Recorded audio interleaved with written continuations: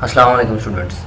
I hope you all are done with the exercise 1.2 and I am Muhammad Fahad here again to explain the topic 1.3, the 9th class book, addition and subtraction of matrices. तो सबसे पहले addition की बात करते हैं तो वो क्या उसे कहते हैं यार कि आसान सी चीज़ें हैं सारी, एडिशन और सब्ट्रैक्शन ये दोनों एक से रूल्स हैं और इनमें जो आपको मेन चीज़ देखनी पड़ेगी मैट्रिक्स के अंदर वो ये देखनी पड़ेगी कि जो आप दो मैट्रिक्स ऐड या सब्ट्रैक्ट करने वाले हैं उनका ऑर्डर और उनकी शेप या जो भी आप उसको जैसे समझना चाहें ऑर्डर सेम होना चाहिए, उनके एलिमेंट एंट्रीज़ जो हैं वो सेम उनका नंबर सेम होना चाहिए। मतलब अगर पहले मैट्रिक्स में 2 रोज़ हैं 3 कॉलम हैं तो दूसरे मैट्रिक्स में भी 2 रोज़ और 3 कॉलम ही होने चाहिए। किसी भी जगह पे नंबर ऑफ़ कॉलम्स या नंबर ऑफ़ रोज़ जो हैं वो कॉन्ट्राडिक्ट नहीं करने चाहिए, क्योंकि आपने जब इनको ऐड या सब्ट्रैक्ट करना है तो आपने कॉरस्पॉन्डिंग एंट्रीज़ को आपस में ऐड करना है। जैसे कि ये 2 -2 में ऐड होगा, 3 में ऐड होगा, 0 4 में ऐड होगा। तो अगर किसी भी जगह पे कोई एक एंट्री बढ़ जाएगी तो उसके दूसरे मैट्रिक्स में उसके ऑपोजिट एंट्री नहीं होगी तो वो हम उसको किस में ऐड कर सकेंगे, नहीं हो सकता वो। तो इसलिए ऑर्डर सेम होना ज़रूरी है। तो सिंपल सी बात है, एडिशन भी ऐसे ही होगी। जो मैट्रिक्स पहले लिखा हुआ है उसकी एंट्री पहले आएगी, जो मैट्रिक्स बाद में लिखा हुआ है उसकी एंट्री बाद में आएगी। और अगर दोनों को हम ऐड कर रहे हैं तो दरमियान में प्लस का साइन आ जाएगा, और अगर दोनों को सब्ट्रैक्ट कर रहे हैं तो दोनों दरमियान में माइनस का साइन आ जाएगा। For example this is the subtraction example, और इसमें हम अगर a को a माइनस बी करें, a में से सब b करें, सब्ट्रैक्ट करें b को, तो आंसर्स वुड बी 2 - 0, 3 - 2, 4 - 2, 1 -1, ये माइनस माइनस प्लस हो जाएगा, 1 + 1 हो जाएगा 2, और 5 - 4, 3, 0 - 3, तो यहाँ पे -3 आ जाएगा, यहाँ पे 1 आ जाएगा, यहाँ पे आपका 2 आ जाएगा, यहाँ पे आपका 2 आ जाएगा, यहाँ पे 1 आ जाएगा, और यहाँ पे 2 ही रहेगा, 2 - 0 2। तो इसी तरह से आपकी एडिशन और सब्ट्रैक्शन जो है वो सॉल्व होगी। सॉल्व एग्जांपल्स आपकी बुक में अवेलेबल हैं जो कि आप चेक कर सकते हैं। हम आगे चलते हैं, multiplication of a matrix bye a real number. तो जैसे कि मैंने आपको बताया पहले कि ऑर्डर सेम होना चाहिए। मल्टीप्लिकेशन जो है मैट्रिक्स की, उसमें अब थोड़े से रूल्स डिफरेंट हो जाएंगे, क्योंकि एडिशन और सब्ट्रैक्शन जो है वो एक अलग किस्म का ऑपरेशन है मैट्रिक्स के अंदर, और जो मल्टीप्लिकेशन है ये डिफरेंट काइंड ऑफ ऑपरेशन है मैट्रिक्स के अंदर। तो हम इसको थोड़ा सा गौर से देखिएगा, तो गौर कीजिएगा कि अच्छा, जब हम कोई भी सिंपल रियल नंबर को अगर हम किसी मैट्रिक्स से मल्टीप्लाई करेंगे तो वो सारी की सारी मैट्रिक्स की एंट्रीज़ के साथ मल्टीप्लाई होगा। फॉर एग्ज़ाम्पल अगर हम a के साथ k को मल्टीप्लाई करना चाहें तो जो नेक्स्ट मैट्रिक आपको आंसर में मिलेगा वो होगा के ए आपका मैट्रिक्स होगा।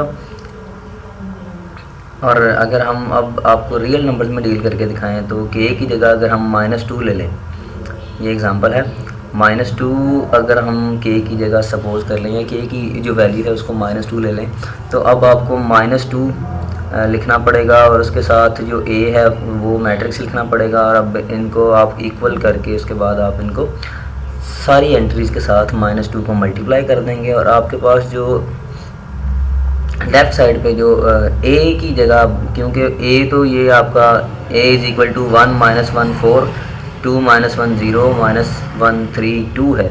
और जब हम अब ये -2 से मल्टीप्लाई करने के बाद जो आंसर आएगा वो ये एक अलग डिफरेंट मैट्रिक्स बन गया है जिसकी एंट्रीज़ a से डिफरेंट हैं, तो इसका नेम जो है वो -2a होगा, क्योंकि इसके -2 से हमने मल्टीप्लाई कर दिया और उसके साथ मैट्रिक्स a को मल्टीप्लाई किया। तो इसकी वजह से इसका जो आंसर नेम होगा, आंसर का जो नेम आएगा डिनोटेड किया जाएगा, जिससे डिनोट किया जाएगा वो -2a से डिनोट किया जाएगा इसको। और आसान सी चीज़ है कि किसी भी नंबर से आपने मल्टीप्लाई करना है तो सारी एंट्रीज़ को आपने उसके अंदर मल्टीप्लाई कर देना है। आगे आते हैं तो commutative and associative laws of addition है हमारे पास। और कम्यूटेटिव लॉ अंडर एडिशन जो है मैट्रिक्स के अंदर, वो कम्यूटेटिव कहते हैं कि आप किसी भी चीज़ को अगर तब्दील करके देखें तो फिर भी उसमें कोई फ़र्क ना आए। जैसे ए प्लस, हमने ए और बी को प्लस किया, ए मैट्रिक्स को बी के अंदर प्लस ऐड किया।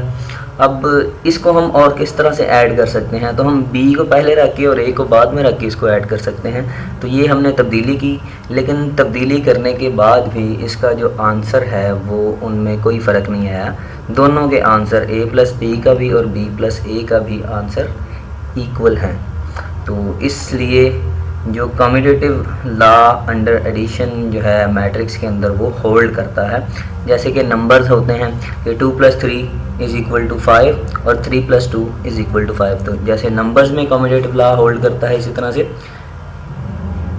मैट्रिक्स में भी commutative law under addition hold करता है। अब आगे चलते हैं तो एसोसिएटिव लॉ अंडर एडिशन आ गया। एसोसिएटिव लॉ जो है ये राब्ता कायम करने के लिहाज से इसको देखा जाएगा कि अगर हम पहले किसी दो चीज़ों को मिलाकर फिर तीसरी चीज़ में मिलाएं तो उससे क्या फ़र्क पड़ता है। और ये फ़र्क नहीं पड़ता कि हम पहले कौन सी दो चीज़ों को मिला रहे हैं। हम यहाँ पे अगर आप ये देखें ऐड कर रहे हैं a + b + c है। अब हम अगर पहले a + b को सॉल्व करके फिर उसको c में ऐड करें, a + b को ऐड करके फिर उसको c में ऐड करें, और अगर हम दूसरी साइड पे b + c को पहले ऐड कर लें और फिर उसको बाद में a में ऐड करें, तो इससे भी आंसर पे कोई फ़र्क नहीं पड़ेगा। Result will be the same, जो कि आप एग्ज़ाम्पल में चेक करेंगे। इस एग्ज़ाम्पल में कि ए मैट्रिक्स है आपके पास ये वाला, बी है ये वाला और सी है ये। अब आप पहले a + b यानी कि a और b को ऐड करेंगे, फिर उसके बाद उसमें c ऐड करेंगे। तो ये a + b आपने कर लिया, उसके बाद ये आगे c, ये a + b का आंसर आ गया, ये c है। अब इन दोनों को ऐड करने के बाद आपके पास आंसर आया 6 3 8 2 10 6 7 5 -1। और इसी तरह से अब आप पहले b + c को ऐड करेंगे अगली साइड में, और फिर बाद में उसमें a ऐड करेंगे। तो ये b + c का आंसर है और ये a है।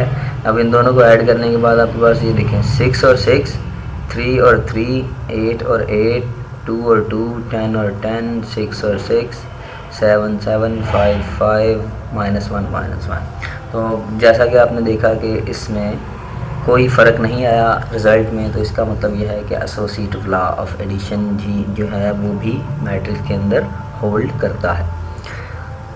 अब आगे चलते हैं additive identity of a matrix. तो जैसे कि एडिटिव आइडेंटिटी जो है वो नंबर्स के अंदर ज़ीरो होता है, क्योंकि हम ज़ीरो को किसी भी नंबर में ऐड करें तो वो उस पर कोई असर नहीं करता, वो नंबर वैसे का वैसा ही रहता है। इसी तरह से अगर हम किसी मैट्रिक्स के अंदर नल मैट्रिक्स को ऐड करें of course of the same order, क्योंकि ऑर्डर के बगैर तो एडिशन होगी नहीं। तो अगर आपका जो मैट्रिक्स है वो जिस भी ऑर्डर का है उसी सेम ऑर्डर का अगर हम उसमें नल मैट्रिक्स ऐड कर दें तो उस मैट्रिक्स को कोई फ़र्क नहीं पड़ता, वो मैट्रिक्स वापस वही आंसर आपको देगा। Result will be the same matrix जो कि एडिशन से पहले है नल मैट्रिक्स की। तो ये है एडिटिव आइडेंटिटी। इसके बाद additive inverse of a matrix. अब एडिटिव इन्वर्स जो है, अगर कोई भी आपके पास ए मैट्रिक्स है और उसका जो ऑपोजिट साइंस वाला विद द सेम एंट्रीज जो है उनकी साइंस बस ऑपोजिट होंगे, तो वो अगर मैट्रिक्स जो है आप उसमें ऐड करेंगे तो आपको आंसर मिलेगा नल मैट्रिक्स। जैसे कि हम 2 है उसमें से माइनस करते हैं 2 तो आपको मिलेगा 0।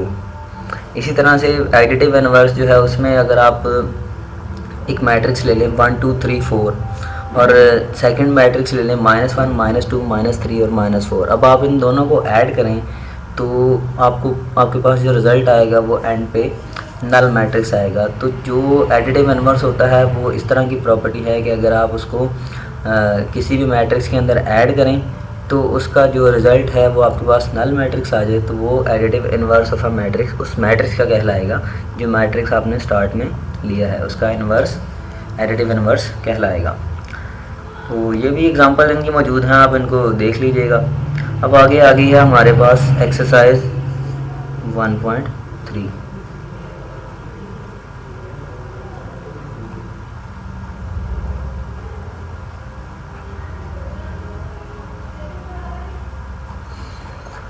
तो एक्सरसाइज जो 1.3 है ये भी बहुत ही सिंपल है, ये भी आपने सब ने सॉल्व कर लेनी है। जैसा कि क्वेश्चन नंबर 1 है, which of the following matrices are comfortable for addition. तो एडिशन के लिए आपको प्रॉपर्टी मैंने बता दी है कि उनका ऑर्डर सेम होना चाहिए। तो ए और ई जो है ये कंफर्टेबल विद एडिशन है, फॉर एडिशन है। बी और डी जो है ये कंफर्टेबल फॉर एडिशन है। सी और एफ और कंफर्टेबल फॉर एडिशन है। तो ये आसान सी चीज़ एक्सरसाइज है, ये भी आपने सॉल्व कर लेनी है। Find the additive inverse of following matrices.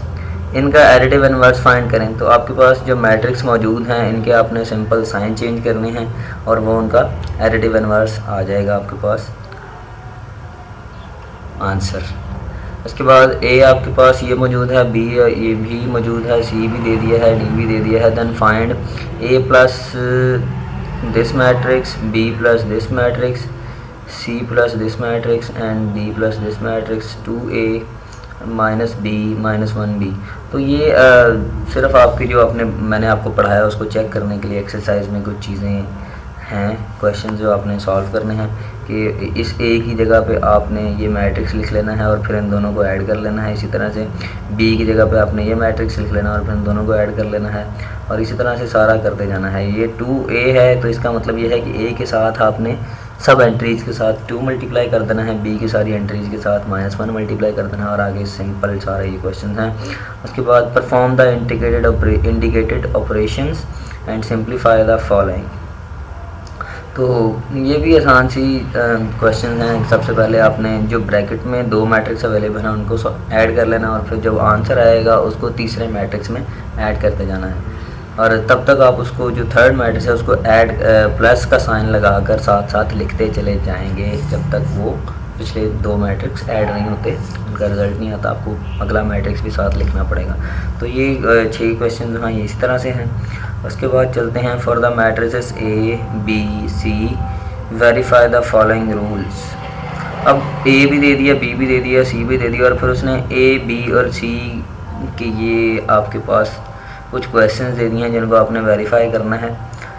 तो सिंपल सी बात है कि आप पहले लेफ़्ट हैंड साइड ले लेंगे, फिर आप राइट हैंड साइड ले लेंगे। लेफ़्ट हैंड साइड की जो क्वेश्चन मैट्रिक्स हैं या जो भी उनकी डिनोटेशन हैं उनको आप लिखेंगे एक साइड पे, फिर उनकी जो वैल्यूज़ हैं दूसरी साइड पे इक्वल के आप उनको लिखेंगे और फिर उन दोनों को सॉल्व करेंगे या जो भी चीज़ें सारी चीज़ें उनको सॉल्व करने के बाद एक साइड पे जब आपका रिज़ल्ट आ जाएगा तो फिर आप दूसरी साइड ले लेंगे, उनके रिज़ल्ट को चेक करेंगे कि वो क्या आते हैं और जब आप दोनों के रिज़ल्ट्स एंड पे जाके चेक करेंगे तो वो सेम होंगे तो फिर आप एंड पे इन दोनों को 2 वैल्यूज़ हैं लेफ़्ट हैंड साइड को राइट हैंड साइड के इक्वल कह के तो आप इनको वेरीफाई कर लेंगे।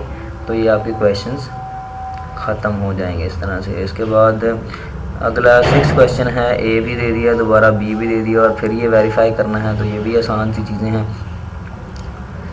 उसके बाद ये भी क्वेश्चन है जिसमें आपने ए और बी फाइंड करना है। तो इसमें आप ये करेंगे कि आप पहले ये जो मैट्रिक्स हैं इनके साथ नंबर्स मेंशन हैं इनको पहले आप इन मैट्रिक्स के अंदर मल्टीप्लाई करेंगे अलग अलग 2 को इस मैट्रिक्स से, 3 को इस मैट्रिक्स से और फिर जब मल्टीप्लिकेशन हो जाएगी फिर इन दोनों मैट्रिक्स को ऐड कर देंगे। ऐड करने के बाद ये जो आंसर आएगा इस साइड का वो दूसरे मैट्रिक्स के इक्वल है जो अपोजिट साइड पे मैट्रिक्स अवेलेबल है। तो फिर आप इनकी कॉरेस्पॉन्डिंग एंट्रीज़ को इक्वल रख लेंगे जैसे कि हमने एक्सरसाइज 1.1 में किया था और फिर उनकी 4 इक्वेशन आएंगी उनको हम एंड पे सॉल्व कर लेंगे। उसके बाद लास्ट क्वेश्चन है जनाब, if a is equal to 1201 b is equal to 11120 then verify. और इसके बाद ये भी आपके पास जो है ये ऑपरेशन है जो आपने परफॉर्म करने हैं। तो try to solve it and let us know how are you going to solve them.